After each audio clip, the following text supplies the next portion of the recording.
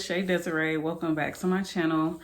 Today I want to touch on a topic that's kind of been on my mind for a while. It's something that interests me and that I'm looking to really dive into within the coming months or however long this journey will be.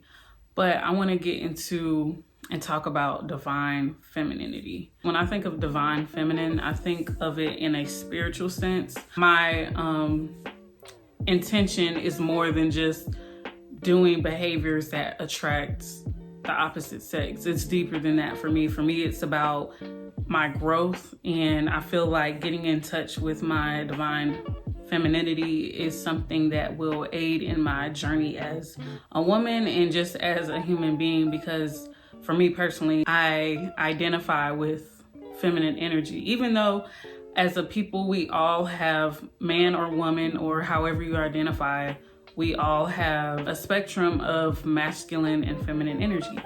But this is something that is really interesting to me, and it's something that I'm probably gonna do a couple videos on once I really get into different things that I feel help me tap into my feminine energy more. I have a list of things that I feel helps you feel more feminine. So if you see me looking down, it's because I have a list of things and I'm just making sure I'm hitting all my pointers.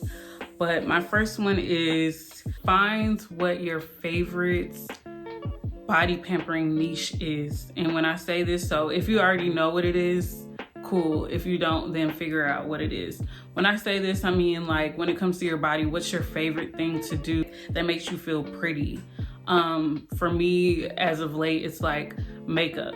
So for me, doing my makeup helps me really feel more feminine, even though, I don't know, it's something about doing your makeup that just, makes it kind of adds a flair, kind of, ooh. So it could be makeup, it could be you doing your lashes, it could be you doing your nails, your toes, whatever your niche is for your body, just do more of it and find it. I feel that kind of taps into that softness in you. This is something that can help bring out your feminine energy, and it's something that not only you will notice, but people around you will kind of pick up on.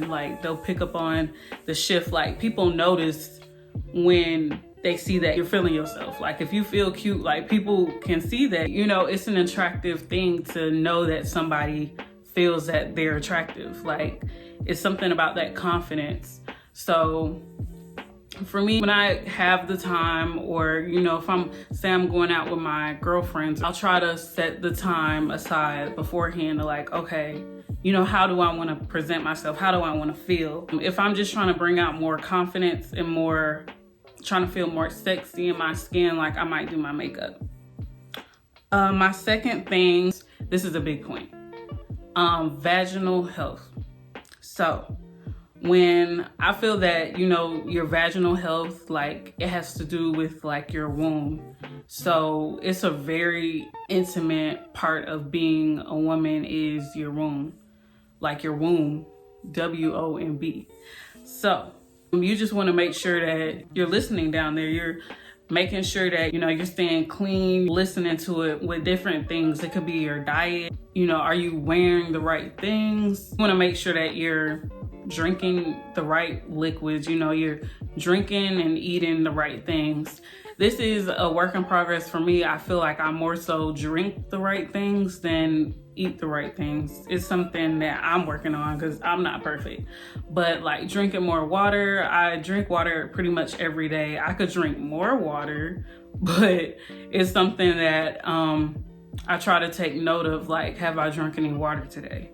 And when I wake up thirsty in the middle of the night, I'm okay, let me get water. It's something that's good for your pH balance down there. And another thing that I really like, and I try to get when we have, to have juice options in the house, cranberry juice. It helps regulate your pH balance. And then not only that, but, it can aid with taste if you're into that, wink, wink. Not gonna talk on that too much, but pineapple juice and green tea, I believe, helps treat and prevent like UTIs. Right now I drink more so decaf green tea, but it really depends on, I guess, your preference. I drink either, but as of late I've been drinking decaf green tea. I usually drink on between that, black tea, and honey chamomile. So you want to make sure that you're getting in your fluid intake and your diet palette. Like I said, this is something that I'm still working on when it comes to diet. I do want to incorporate more fruits. Take it, try taking it one step at a time. So, if right now it's easier for you for some reason to just have access to water and cranberry juice, and it's going to take a while to work on your diet, then just do what you can. Okay, this third one is a big one that I think maybe a couple months ago, like, I had read a comment that like resonated with me about this. And it's something that I realized too through personal experience. So this can go either way, whether you're dealing with men or women. I kind of am coming at if you're a woman dealing with a man stance, but stop dealing with men that bring out your masculine energy. So when I say that, I mean stop dealing with toxic men, F-boys, and men that like aren't good for you. They're gonna bring out your masculine energy because it kind of puts you in a survival mode. When you're dealing with a man where it's like you can't really be vulnerable with him, you can't trust what he's saying, like, you're not gonna be that soft, vulnerable person. Like, it's not gonna bring out your sweet side. Like, you're not gonna tap into that feminine energy. And this is something that I can speak on from experience. Like, I've dealt with men where I wasn't vulnerable, and I kind of got used to not being in a vulnerable position with a lot of guys, because a lot of men, like, dealing with the wrong man, it just, and if you deal with it back to back, you kind of get used to like not being vulnerable. Like, the only ones I was really being vulnerable with in my life would be my friends and maybe my sister. Like, it just, yeah, it's something that it really wasn't allowing me to tap into my feminine energy for real. You also want to be around people where you feel safe, and it kind of embraces and brings out your femininity naturally. Now I currently have a man where I can be vulnerable with him, and it was a transition because I'm not used to like being in a safe space where it's like, wow, I can trust what he's saying. I know he's not lying. And it really brought out the soft side of me and allowed me to tap into my feminine energy.